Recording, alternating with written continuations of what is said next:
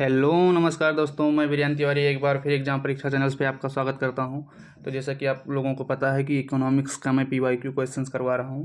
कल आपको मैं 21 क्वेश्चन तक कराया था, तो उसी के संदर्भ में मैं आगे आपका 22वां क्वेश्चन लेकर आया हूं आज। तो चलिए सबसे पहले आज देखते हैं कि 22वां क्वेश्चन आपका क्या है। लिखा हुआ है कि राष्ट्रीय आय में शामिल किया जाता है। राष्ट्रीय आय में क्या शामिल किया जाता है ये आपको बताना है। तो मध्यवर्ती वस्तुओं के मूल्यों को, अंतिम वस्तुओं एवं सेवाओं के मूल्यों को, कच्चे माल के मूल्यों को या मशीनरी के मूल्यों को। तो इसमें आपका राइट आंसर क्या हो जाएगा ये आपको बताना है। तो जो 22 का आपका राइट आंसर हो जाएगा वो हो जाएगा ऑप्शन नंबर बी। अंतिम वस्तुओं एवं सेवाओं के मूल्यों को राष्ट्रीय आय में शामिल किया जाता है, ये आपको ध्यान रखना है।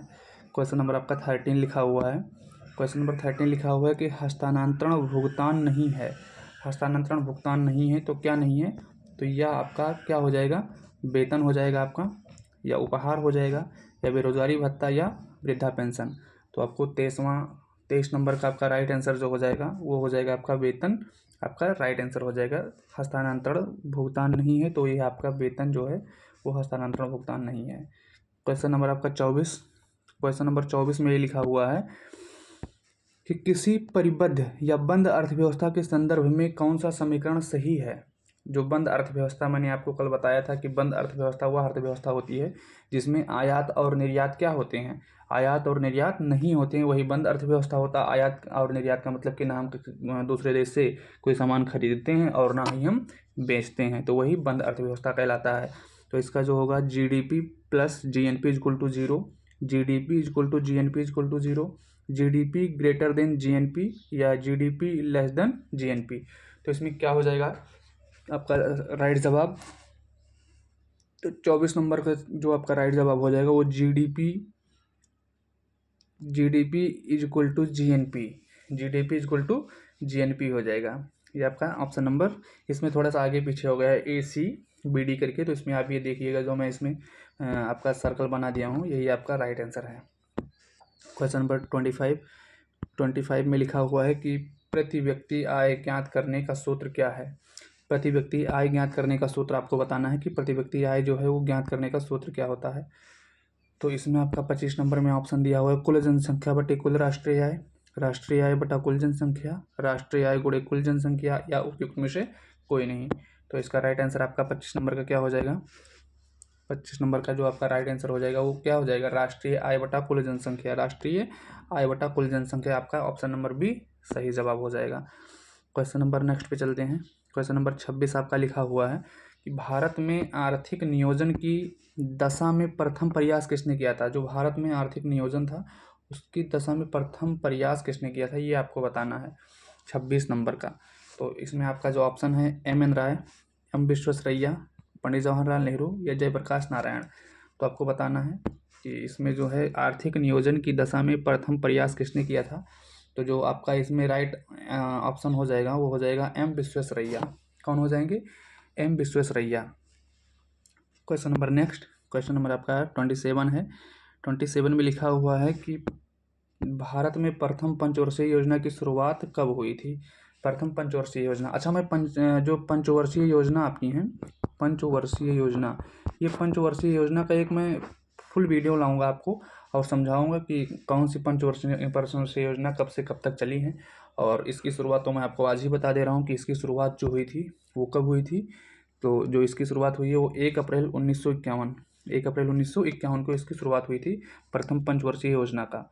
और मैं पंचवर्षीय योजना जो है उसकी मैं आपको बता दिया हूँ, एक वीडियो में लेकर आऊँगा और आपको टोटली मैं उसको बता दूंगा कैसे कौन सी पंचवर्षीय योजना है, इसका लक्ष्य क्या था, ये सब मैं आपको टोटली बता दूंगा। क्वेश्चन नंबर 28 इसमें आगे पीछे हो गया नंबरिंग, चलिए कोई बात नहीं। इसमें लिखा हुआ है कि भारत में आर्थिक विकास हेतु योजना आयोग की स्थापना कब हुई। भारत में आर्थिक विकास हेतु योजना आयोग की स्थापना कब हुई ये आपको बताना है। किसकी स्थापना, तो योजना आयोग की स्थापना। अभी ऊपर हमने क्या देखा, पंचवर्षीय योजना, और पंचवर्षीय योजना की स्थापना कब हुई है, तो 1 अप्रैल 1951 को हुई है। अच्छा, अब इसमें देखना है कि योजना आयोग की स्थापना कब हुई थी। तो योजना आयोग की स्थापना जो हुई है आपकी, आप लोग कमेंट कीजिए, योजना आयोग की स्थापना कब हुई। योजना आयोग की स्थापना जो हुई है वो कब हुई है, 15 मार्च 1950 को, 15 मार्च 1950 को योजना आयोग की स्थापना हुई है। उसके बाद में आपका क्वेश्चन नंबर नेक्स्ट है। क्वेश्चन नंबर नेक्स्ट, इसमें आगे पीछे थोड़ा सा हो गया है, इसमें कन्फ्यूजन नहीं होना है आपको। क्वेश्चन नंबर नेक्स्ट आपका लिखा हुआ है, जनवरी 1950 में सर्वोदय योजना का प्रतिपादन किसने किया था? जनवरी 1950 में, कब? तो जनवरी 1950 में सर्वोदय योजना का प्रतिपादन किसने किया है, ये आपको बताना है। तो इसमें जो आपका ऑप्शंस दिया हुआ है वो है Jayaprakash Narayan, M Visvesvaraya, M N Roy और मन नारायण अग्रवाल। तो जो आपका 28 नंबर का जो राइट आंसर हो जाएगा वो क्या हो जाएगा? जयप्रकाश नारायण। कौन हो जाएंगे? जयप्रकाश नारायण जो है सर्वोदय योजना के प्रतिपादक माने जाते हैं, Jayaprakash Narayan. Question number next आपका लिखा हुआ है, क्वेश्चन नंबर नेक्स्ट आपका लिखा हुआ है, राष्ट्रीय विकास परिषद की स्थापना कब हुई? राष्ट्रीय विकास परिषद की स्थापना कब हुई ये आपको बताना है। तो राष्ट्रीय विकास परिषद की जो स्थापना हुई थी, कमेंट कीजिए आप लोग कि कब हुई थी राष्ट्रीय विकास परिषद की स्थापना। राष्ट्रीय विकास परिषद की स्थापना आपको बताना है कि कब हुई थी। आप लोग कमेंट कीजिए कि राष्ट्रीय विकास परिषद की स्थापना कब हुई थी। इसमें क्वेश्चन ऑप्शंस जो हैं, सॉरी जो ऑप्शंस हैं इसमें ये आगे पीछे हो गए हैं, तो इसको मैं थोड़ा सा स्किप कर रहा हूँ। आपका चलते हैं क्वेश्चन नंबर 31 पे। क्वेश्चन नंबर 31 आपका क्या दिया हुआ है इसको देखते हैं। क्वेश्चन नंबर 31 दिया हुआ है कि प्रथम पंचवर्षीय योजना के दौरान आर्थिक विकास दर कितनी थी? प्रथम पंचवर्षीय योजना के दौरान आर्थिक विकास दर कितनी थी ये आपको बताना है। तो इसमें आपका ऑप्शन है 3%, 3.6%, 4.5% या 6%। तो इसका राइट जवाब क्या हो जाएगा? राइट जवाब क्या हो जाएगा आप लोग कमेंट कीजिए। तो जो आपका 31 का राइट जवाब हो जाएगा वो 3.6% हो जाएगा। जो प्रथम पंचवर्षीय योजना के दौरान जो आर्थिक विकास दर थी वो कितनी थी? तो 3.6% थी। क्वेश्चन नंबर आपका 32 है। 32 में लिखा हुआ है, योजना अवकाश की समयावधि, योजना अवकाश की जो समयावधि थी वो कब थी? तो योजना अवकाश की जो समयावधि थी वो आप लोग बताइए कब थी। तो मैं आपको बता दूं 1966 से 1969, 1966 से 1969 जो है ये योजना अवकाश का पीरियड था। अभी मैंने आपको बताया कि योजना अवकाश जो है वो आपका कब से चालू हुआ था। योजना अवकाश जो है वो योजना आयोग जो है वो कब से, उसकी स्थापना कब हुई थी? तो 15 मार्च 1950, 15 मार्च 1950 को ये योजना आयोग की स्थापना हुई थी और तभी से ये योजना प्लान चल रहा था। लेकिन जो योजना अवकाश हुआ था इसमें ये 1966 से 1969 के बीच में हुआ था। क्वेश्चन नंबर आपका 33 दिया हुआ है, नीति आयोग के मुख्य कार्यकारी अधिकारी, नीति आयोग के मुख्य कार्यकारी अधिकारी कौन है ये आपको बताना है। नीति आयोग के मुख्य कार्यकारी अधिकारी सीईओ कौन है? तो इस समय कौन है सीईओ ये आपको बताना है। तो Shri V R Subramaniam, Shri V R Subramaniam ये क्या है? तो नीति आयोग के सीईओ हैं, ये आपको ध्यान रखना है। चलिए क्वेश्चन नंबर आपका 34, क्वेश्चन नंबर 34 में आपको बता दूं, क्वेश्चन नंबर 34 में लिखा हुआ है कि नीति आयोग का गठन किस वर्ष किया गया था? नीति आयोग, पहले योजना आयोग चल रहा था, आप जानते हैं योजना आयोग की स्थापना मैं आपको फिर एक बार रिवीजन करवा रहा हूँ, 15 मार्च 1950 को हुई थी। इसको हटाकर इसको हटा करके फिर क्या आ गया था? तो इसको हटा करके क्या आ गया था? आपका आ गया था नीति आयोग बनाई गई। कौन सी आयोग बनाई गई? नीति आयोग बनाई गई। और इसकी जो स्थापना की गई थी, इसकी स्थापना कब की गई थी यही आपको बताना है। तो कमेंट कीजिए आप लोग फटाफट, नीति आयोग की स्थापना कब की गई थी? तो ये इसकी स्थापना की गई थी जनवरी 2015 में। जनवरी 2015 में नीति आयोग की स्थापना की गई थी। जब मोदी जी आए थे तो नीति आयोग की स्थापना किए थे। उसके बाद में आपका जो क्वेश्चन नंबर नेक्स्ट है, क्वेश्चन नंबर नेक्स्ट लिखा हुआ है, तीव्र, सतत व ज़्यादा समावेशी विकास किस पंचवर्षीय योजना का लक्ष्य था? मैंने आपको अभी क्या बताया था कि आपको मैं पंचवर्षीय योजना का एक वीडियो बनाऊंगा जिसमें आपको जो भी उसका लक्ष्य होगा और कब से कब तक उसका कार्यकाल है मैं आपको टोटली बता दूंगा। तो इसमें आपको यही बताना है कि तीव्र, सतत व ज़्यादा समावेशी विकास किस पंचवर्षीय योजना का लक्ष्य था। तो 35 का जो आपका राइट आंसर हो जाएगा वो क्या हो जाएगा? वो 12वीं पंचवर्षीय योजना में इसका लक्ष्य था। अच्छा, अब आपको ये बताना है कि इसका कार्यकाल आपको कमेंट बॉक्स में कमेंट करके बताना है कि इसका कार्यकाल कब से कब तक था। क्वेश्चन नंबर आपका नेक्स्ट है। क्वेश्चन नंबर नेक्स्ट आपका लिखा हुआ है, डीटी लकड़वाला, क्या? तो डीटी लकड़वाला आयोग ने अपनी रिपोर्ट किस वर्ष प्रस्तुत की थी। डी.टी. लकड़वाला जो है वो अपनी रिपोर्ट किस वर्ष प्रस्तुत की थी ये आपको बताना है। तो आपका इसमें ऑप्शन है 73, 1973, 1979, 1989 और 1993। तो इसका आपका राइट आंसर क्या हो जाएगा, तो इसका राइट आंसर हो जाएगा आपका वर्ष 1993। डी.टी. लकड़वाला समिति किससे संबंधित है ये आपको बताना है। कमेंट बॉक्स में आपको कमेंट करके बताना है कि ये किस विषय से संबंधित है, किस विषय से संबंधित है, किस विषय से संबंधित है, आपको ये बताना है। उसके बाद में क्वेश्चन नंबर आपका 37 आ जाएगा। 37 में क्या लिखा हुआ है, 37 में लिखा है कि भारत में गरीबी के कारण, भारत में गरीबी क्यों है इसका कारण आपको बताना है। तो इसमें आपका क्या है, ऑप्शन लिखा हुआ है राष्ट्रीय आय का निम्न स्तर, बढ़ती जनसंख्या, बेरोजगारी व अल्प रोजगार या उपयुक्त सभी। तो आपका जो इसमें राइट आंसर हो जाएगा वो हो जाएगा उपयुक्त सभी। इसमें गरीबी के तीनों कारण हैं, राष्ट्रीय आय का निम्न स्तर, बढ़ती जनसंख्या, बेरोजगारी व अल्प रोजगार, ये सभी इसके कारण हैं।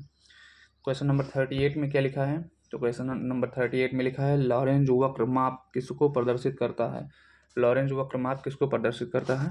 ऑप्शन ये है इसमें केंद्रीय प्रवृत्ति को, बेरोजगारी व मुद्रास्फीति के बीच संबंध को, आय वितरण व जनसंख्या के बीच विषमता को, या उपयुक्त में से कोई नहीं। तो 38 का आपका राइट आंसर क्या हो जाएगा, आप लोग कमेंट कीजिए। लॉरेंज वक्र माप किसको प्रदर्शित करता है, तो किसको प्रदर्शित करता है ये, आय वितरण व जनसंख्या के बीच विषमता को। लॉरेंज वक्र जो है वो आय वितरण व जनसंख्या के बीच विषमता को प्रदर्शित करता है। चलिए क्वेश्चन नंबर नेक्स्ट पे चलते हैं। क्वेश्चन नंबर आपका 39 है। क्वेश्चन नंबर 39 में लिखा हुआ है बेरोजगारी दर से तात्पर्य है, बेरोजगारी दर जो है उससे तात्पर्य है, वो आपको बताना है कि बेरोजगारी दर हम कैसे निकालते हैं। तो बेरोजगारी दर कैसे निकालते हैं, आश्रित वर्ग बटा बेरोजगारों की संख्या गुणे 100 करते हैं, या बेरोजगारों की संख्या बटा कुल जनसंख्या गुणे 100 करते हैं, या कार्यबल बटा बेरोजगारों की संख्या गुणे 100 करते हैं, या बेरोजगारों की संख्या बटे श्रम बल गुणे 100 करते हैं। क्या करते हैं ये आपको बताना है इसमें। तो आपका 39 में बेरोजगारी दर से तात्पर्य बताना है, कमेंट कीजिए आप लोग। तो इसका जो आपका राइट आंसर हो जाएगा वो हो जाएगा बेरोजगारों की संख्या बटे श्रम बल गुणे 100, ये आपका राइट आंसर हो जाएगा। क्वेश्चन नंबर आपका 40 पे चलते हैं। 40 में लिखा हुआ है सुरेश तेंदुलकर विधि के अनुसार समस्त भारत में निर्धनता का अनुपात रहा है, तो कितना रहा है ये आपको बताना है। 15.7%, 19.5%, 14.7% या 21.9%। तो 40 का इसमें आपका राइट जवाब क्या हो जाएगा, आप बताइए। सुरेश तेंदुलकर विधि के अनुसार समस्त भारत में निर्धनता का अनुपात कितना रहा है, बताइए आप लोग। तो 40 का जो इसमें आपका राइट आंसर हो जाएगा वो हो जाएगा 21.9%। कितना, 21.9%। क्वेश्चन नंबर 41 पे चलते हैं।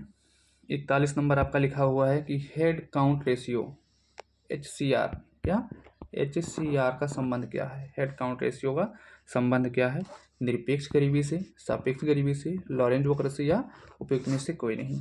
तो 41 का जो इसमें आपका राइट जवाब हो जाएगा वो क्या हो जाएगा, 41 का हेड काउंट रेशियो, तो ये हो जाएगा ऑप्शन नंबर ए, निरपेक्ष गरीबी से। किससे हो जाएगा, निरपेक्ष गरीबी से।